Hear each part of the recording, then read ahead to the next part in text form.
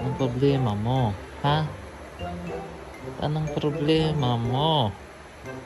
Nandyan ka sa kama, sa tuyak ko. Anong gusto mo? Pasaway ka talaga, ano? Pasaway ka. Araw-araw, pasaway.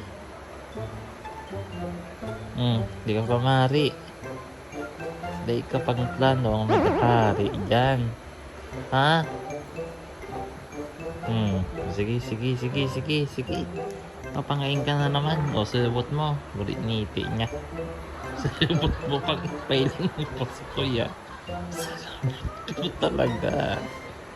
Silbot mo ang gusto mong ipailing. Bastos ka talagang kuting ka, ha? Bastos ka talaga, no? Uy. Di ako